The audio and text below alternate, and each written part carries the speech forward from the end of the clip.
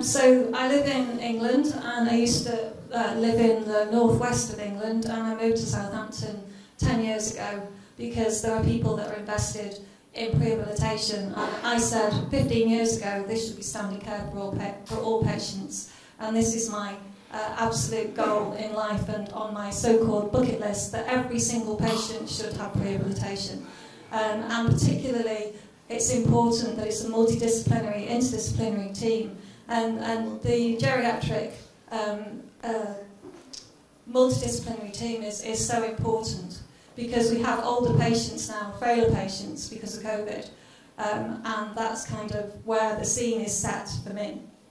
So I live in the New Forest. This is open forest where we have horses and pigs and donkeys and all sorts of things, and big cows that roam free, and they can come into your garden and eat all of your nice flowers.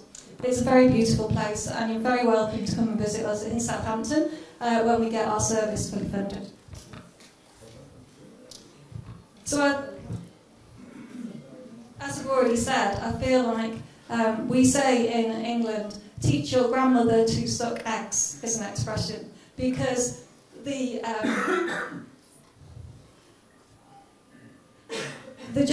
comprehensive geriatric assessment is prehabilitation, and this has been going on for a very long time. Hence why it's so important to have a geriatrician within your prehabilitation medicine team. And looking at this, you need to screen, assess and treat patients. It's a simple concept, but prehabilitation needs to be multiphasic, so it's across the whole cancer continuum. Interdisciplinary, so you've got all of your team together to be able to look and address all of the points that are on the comprehensive geriatric assessment. And then delivers the pillars of rehabilitation, which is exactly what the geriatricians have been doing for I don't know how many years. The pillars are exercise, nutrition, and psychological emotional support. And the premise for that is you can't put out what you don't put in. So exercise without nutrition is not good. And if you have a will to live and you're in a good mental state, then you live longer and you survive surgery. Oh, okay. Is there a pointer? This one? Yeah.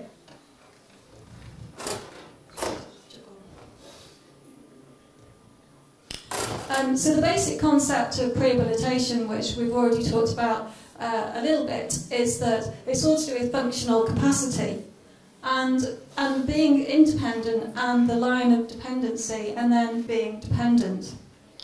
And we've already sort of commented on the fact that cancer treatments reduce your physical fitness and your functional capacity. So this graphic here shows that before surgery you'd stay on a baseline. But if you have neoadjuvant cancer treatments, this falls significantly. And this is like 2 mils per kg in your VO2 peak and your VO2 anaerobic threshold. To be able to increase your physical fitness to 2 mils per kg, you'd have to train as if you were running a marathon.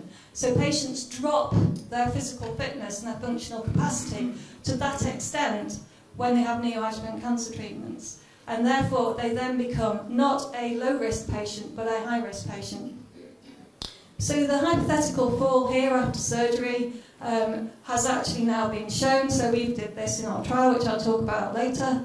And then the trajectory back to normal without a complication should be within, 12 weeks they're medically fit. And then the faster that they've recovered and got back into being normal and back to work, which is all they really care about, they don't care about length of stay within 1 year, then the cost obviously is less. But if you have a complicated recovery, these patients may never get back to being independent.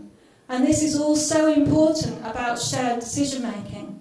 It needs to be with your multidisciplinary team, your surgeon oncologist, your geriatrician, and also with the patient and the patient's family to make the right decision for the patient. Because surgical regret is really key. So hypothetically again, so prehabilitation, you increase your baseline level, so it should be at the point of diagnosis or before if possible.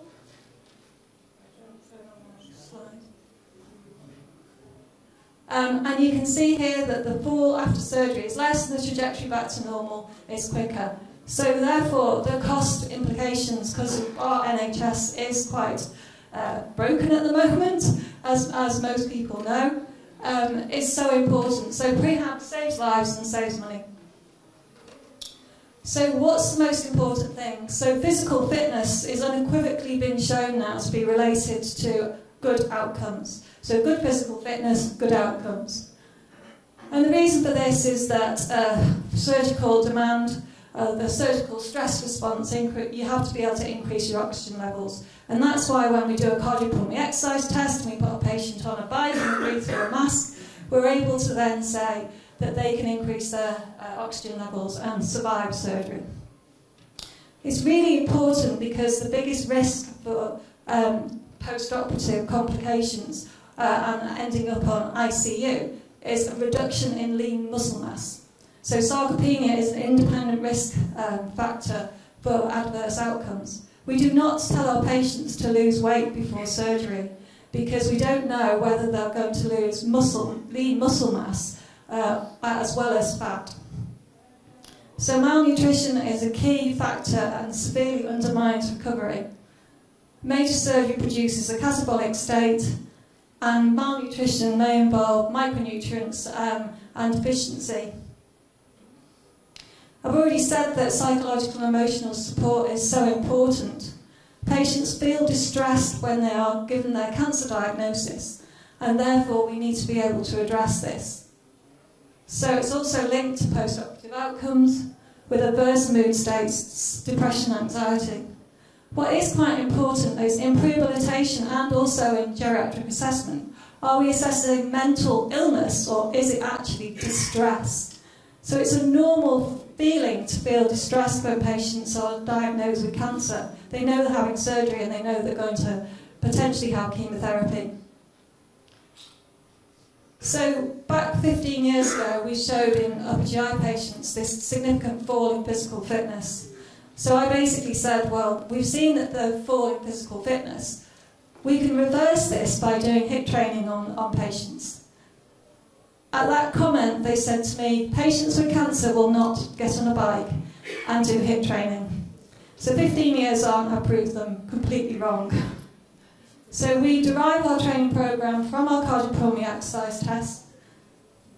So it's a cardiopulmonary exercise test at baseline, and then we do HIIT training for 30 minutes to begin with and 40 minutes after the first few sessions. And we repeat the CPAT at week 3 and week 6.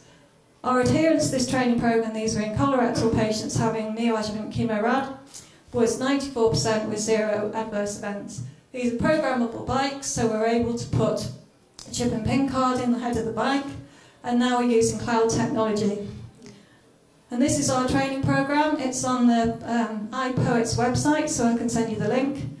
And we look at anaerobic threshold at 80%, so they exercise at 80% of their anaerobic threshold for moderate intensity, and then 50% difference between 80 and peak. So they're going up and down on these hills here, and that's their heart rate. So did it work?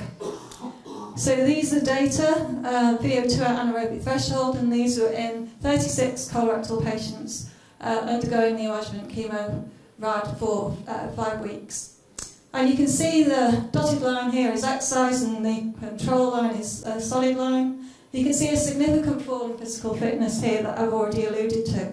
That then means that those patients are now at high risk and may need an ICU bed, whereas most colorectal patients actually only need a ward bed.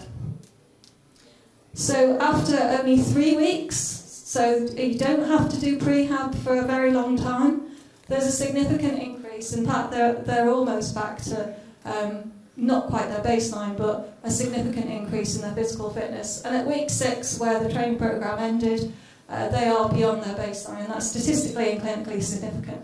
And you can see what happened to the control group. So pretty convincing evidence, I guess. So we did this after chemoradiotherapy because we were concerned that we were doing harm, maybe advancing and inducing further tumour growth. So we got brave then and thought, actually, we're going to do this before chemo and chemo-rad. And these are in upper GI patients. using the same training program. You can see the control group again falls after platinum-based chemotherapy. And then the exercise group, we ameliorate this fall, so it's prevention instead of cure. And then they actually are significantly fitter than the control group. And although this study was underpowered and we had to stop this study because we got our £2.3 million to do a proper randomised control trial, there was reduced length of stay and reduced complications in the exercise group. So as already said, we were a bit concerned that we were doing harm, so we actually looked at tumour outcomes.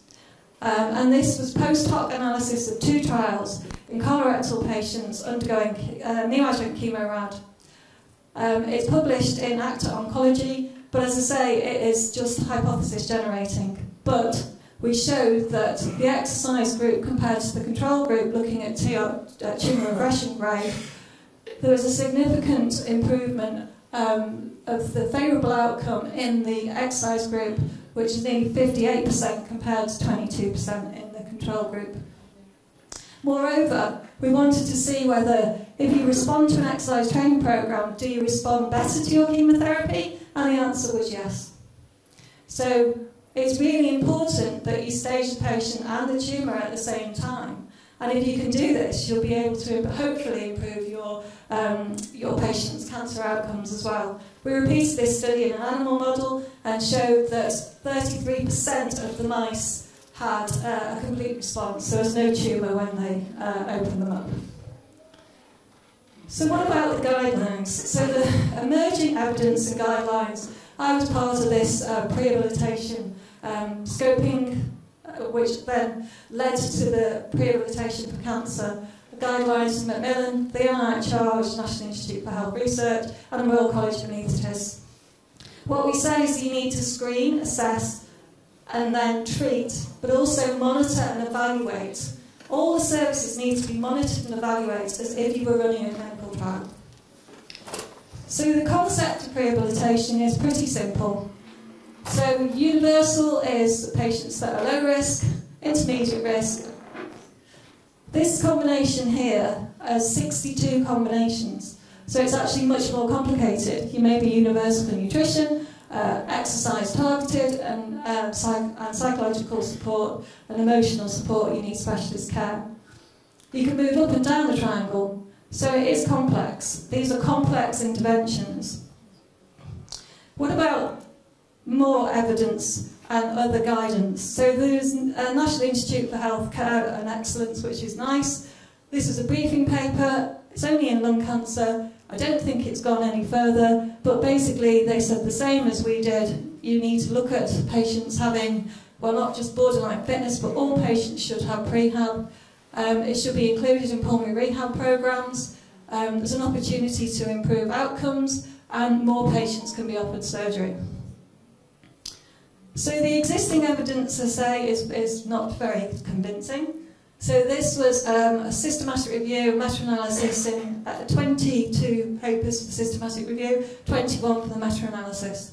They looked at all the outcomes, and the problem is that we have not got core outcome data sets, and we look at the wrong things. So this is 6-minute walk distance. This was the only outcome that showed improvement in functional capacity. Whether it's because Franco Carli does that, he's got lots of publications, but they were a very small number of studies with very small number of patients, but it was statistically significant. However, it was only statistically significant in the multimodal group. So they improved by 34 metres, which is clinically significant. So what about outcomes that are important to stakeholders and funders, and also patients? So they looked at all the outcomes, complications, mortality, morbidity, and it was length of stay was the only significant outcome. And they showed that in, again, a very small number of patients and very small number of studies, that the length of stay was reduced by 2.5 days. Is length of stay important? Maybe not. Patients don't care about it. And actually with funding system, when it's blocked tariff, so it's not payment by results, neither do your stakeholders. So we need to find better outcome measures. So the conclusion from the authors, and these are my friends and colleagues in Australia and the UK, was this systematic review was encouraging, reduced length of stay but heterogeneity, and we need to have large clinical trials and cost effectiveness. So what about nutrition? So this was in a scoping review in 500 papers to begin with, and they whittled it down to 110. And what they said is that, well, again, the same message, we need to have the right information, so patient intervention characteristics, and how many prehab studies were conducted with the nutrition component, and the details about what the nutrition was. So this is all lacking in the literature. And again, the conclusion was there's a lack of literature, and that we need to pool data, so collaboration's the key thing, and address research gaps. So what about psychological support? So these are my colleagues and friends in Southampton, and what they showed from this scoping review was that actually if you improve patients' mood, manage their distress, and then identify mental health illness and escalate, then you can improve both long and short-term outcome. So behaviour change. So this is really important because you need to talk to your behavioural scientists to be able to say, we need to plan the programme, optimise the programme. If you talk about behaviour change and healthy conversations with your patient, you can empower them to set their own goals. And that means your adherence to your interventions are significantly improved. And also your outcome and evaluation. There's nothing stronger than a patient's voice to convince the funders to fund this.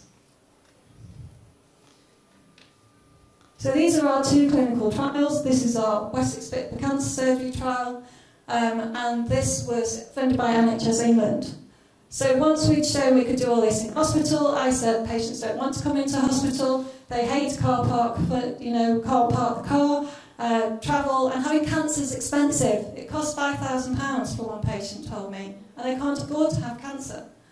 So I said, well, we can do this in the community. Again, everyone said that won't happen, it's not safe. So we looked at this trial, which we did cardiopulmonary exercise test before surgery. Interventions were minimum of 2 weeks because the pathway is still the biggest barrier to delivering prehabilitation. We need to be less paternalistic and talk to the patient about the possibility of them having cancer and surgery at the earliest point possible. Our average was 3.5 weeks for the trial and 15 weeks intervention if they had neoadjuvant treatment. Repeated their cardiopulmonary exercise test before surgery and then post-surgery at 12 weeks. Control group was standard care. Exercise was exercise training using the same training programme on cloud-based bikes in a community gym delivered by an exercise instructor. So cost effectiveness was key. And they also delivered healthy conversations at the same time. Psychological support was non-directed counselling. The men didn't particularly think they needed it, but one patient had one session and he said it addressed all his concerns.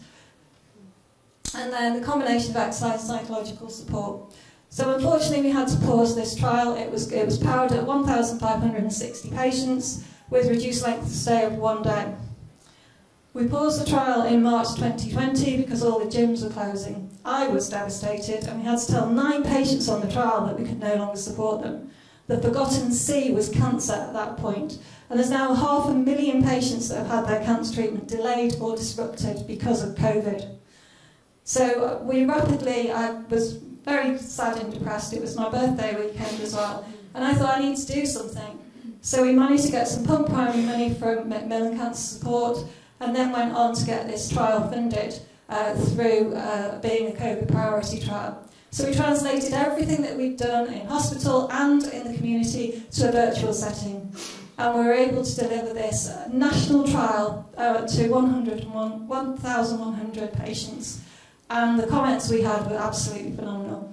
So we were able to support them looking at video conferences on the phone, giving them emotional support, exercise with cans of beans or pears or bottles of water, and also nutrition advice. So what happened then? So I can't share the results particularly in any detail about the Wessex Fit for Cancer Surgery trial, but we've done an interim assessment and we've shown there's a significant reduction in length of stay between group 1, so exercise, and group 4, exercise and, group 1, which was control, and group 4, which was exercise and psychological support. So we've shown reduced length of stay, reduced critical care length of stay, improved quality of life, and the cost saving alone for our reduced length of stay, what is meaningful, is £1.3 million. We've also shown that the patients that were on the exercise and the exercise psychological support group had less cancellations on day of surgery. So we've now rolled this out into a service, and we've got our pilot service, which is on the P2 patients, and we've got a business case, I should say, that was actually at the Trust Investment Group yesterday. So from SafeIt, we saw similar results, but one of our colorectal surgeons said the patient had a complete response when I looked, when we went in there. And this was SafeIt. This was actually doing only advice over a video conference and some gym manoeuvres. So again, we've translated that into a service, and we've got just under £1 million to be able to do this in palliative patients, because lot of the patients on SafeIt were end of life, and they ended up, all the patients were still alive in 6 months where they were predicted not to be. So the guidance continues. So we were involved in producing this document that's supported by all of the colleges to address issues for supported patients during COVID. And what the most important thing is what I've said, is you should contact the patient and talk to the patient at the earliest point possible. Shared decision making is really key. So in practice, the challenge is 6 million on the waiting list going up, ageing population, increased multimorbidity and frailty, hence why you need your geriatrician. They're older, frailer patients. Inactive, unfit, poor nutrition, anxious, depressed, distressed, and all the lifestyle issues. Cancellation on day of surgery, huge cost. And that's fallen off there. Reduced quality of life. So what we do, that we screen patients at the earliest point we can, and it's still only 4 weeks that we can fit in any interventions. And then we assess patients as well if they're required. If they're low risk, they can go to elective hubs and have remote pre-assessment. And if they're high risk, then the high-risk decision-making clinics. We can improve fitness levels, diet, smoking and alcohol, etc., and therefore reduce length of stay, cancellations and improve quality of life. So it's a very simple concept. The perioperative medicine pathway already does this: risk assess, optimise comorbidity, surgery. But we then include prehabilitation within this pathway. So looking at exercise, nutrition and psychological support, so as screen, assess, treat, and then improved outcomes with shared decision-making underpinning. So we've also looking at working with our technology partner, that it should be all about wearables, and we're able to use this watch, which will be released in the market in April this year, to be able to look at heart rate, respiratory rate, temperature, SpO2, etc. This means that we can have a voice at the gyms. We can actually monitor patients. Are they sat on a bike doing their exercise, or are they in the coffee shop having a very strong coffee, which I had this morning. So apps are really important as well. They support patients, but it's not all about apps, it's about wearables. So how do we do this? We look at screening tools. So these are not the most accurate screening tools, and we need to do more and work together collaboratively to look at what's meaningful measurement tools that actually give you the right outcomes. And then the literature will start to become more convincing. So we use Duke's activity status for functional capacity, nutrition, malnutrition score, hospital anxiety score, frailty, not sure that's the best, we can talk about that. And then we monitor all of the lifestyle, including sleep apnea and diabetes. So we then risk assess them, so we RAG rate them, so red being high risk, amber intermediate, and green is low, and then we'll deliver the care at the right level. This is our clinician dashboard, so all of that translates into this simple diagram here that shows whether they're red, green or amber for anaesthetic surgical concerns, all the pillars of prehab, alcohol and all the comorbidities. So this very complicated diagram is how we do this. So from GP referral will be ideal, stage the patient, stage the tumour at the same time. Digital health screening through My Medical Record, we ask the patients to fill in those, answer those questions, and then we have our dashboard. Assess patients if they, so if they're low risk, everything low risk, they can go to an elective hub. If they screen anything higher than low risk, then intermediate risk, we actually then assess them. Low risk patients have supportive self-management, healthy conversations, surgery school, and now we actually pay for gym membership 1 month before and 1 month after surgery for them to go to the gym at a reduced cost. And then for exercise, it would be a cardiopulmonary exercise test, so intermediate risk, dietetic assessment, psychological assessment. What we do is we deliver for targeted, community-based supervised exercise, so as well as gym membership, we give them supervised sessions as well. And then for counselling, for dietetic, or ONS, and your oral nutrition supplementation, because the waiting list to see dietitians, there's not enough dietitians and not enough psychologists, and psychological counselling. And basically, if it's specialist care, for exercise, you might do 2 tests, 2 exercise sessions in hospital, and then roll out to the community. And the rest of that is standard care. What's so important here is it underpins all of this, but you need to bring this pathway that you only see patients 5 days before, if you're lucky, forward to this. Stage your patient, stage your tumour, get prehab on the map, and you will have better, happier patients and better, happier staff. Thank you so much.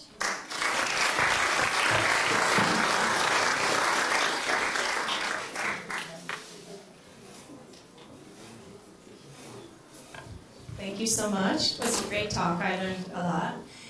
Do we have any questions from the audience? Somebody who would like to ask something?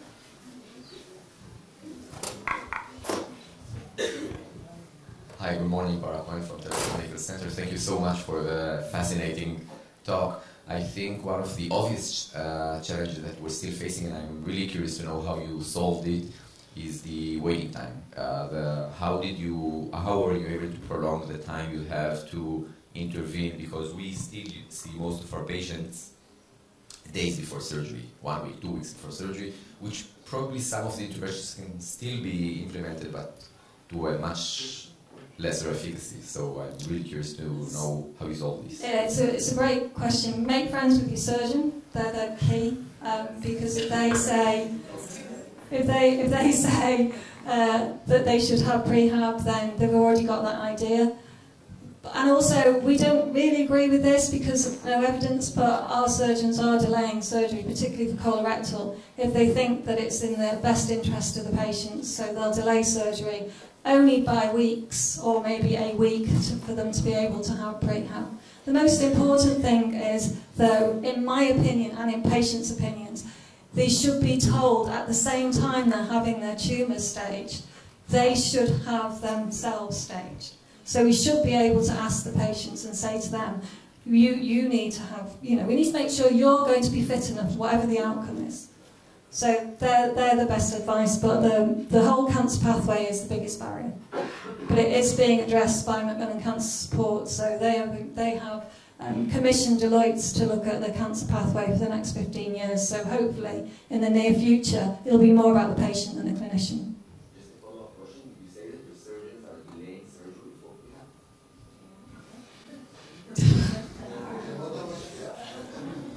prehab? We don't endorse it, but we can't stop it.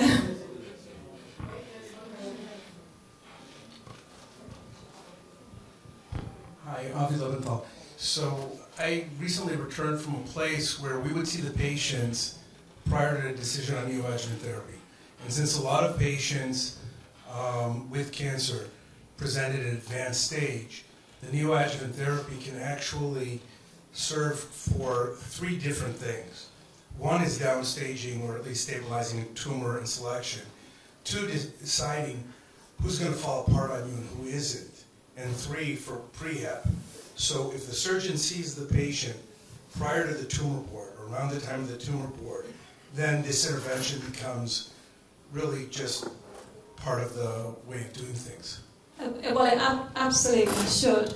And our oncologists and our surgeons use our cardiopulmonary exercise test to say whether patients should or shouldn't have neoadjuvant treatment, because if they're really unfit, they may be better going straight to surgery. Again, not evidence-based, but it seems to make sense to me. But it isn't part of the pathway yet. That's the problem, and that's why we need to work together to be able to make this a standard care. Hi, Dean Lutrin from Teleshomer. Two things. Firstly, I think delaying operations for prehabilitation has been proven not to alter oncological outcomes, and I think it's completely reasonable, at least by a few weeks. Secondly, your patients that are assessed by your high-risk clinic and are assessed to be unfit for surgery, have you followed them up and seen what happened to them? Yes, they have been followed up.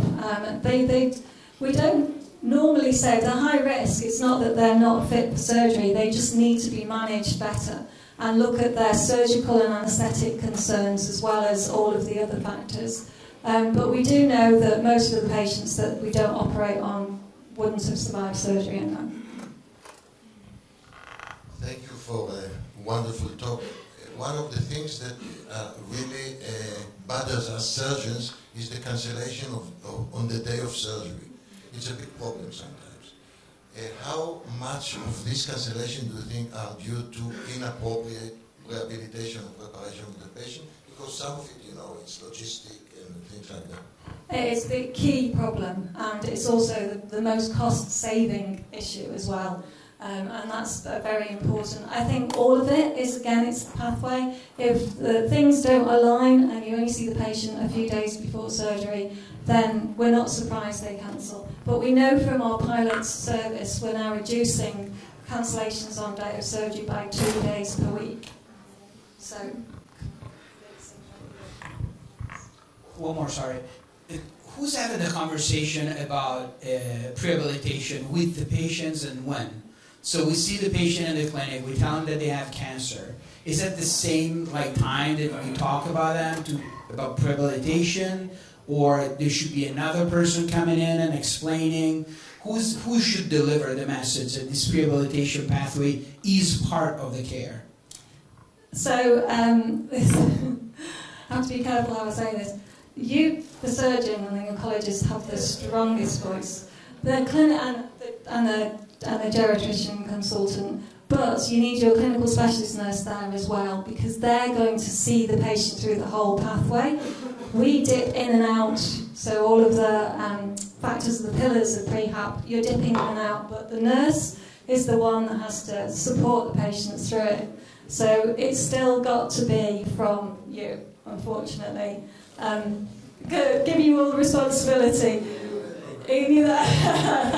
And the oncologist. So if you tell the patient they need this, and the oncologist and the consultant geriatrician, then we know that they will do it.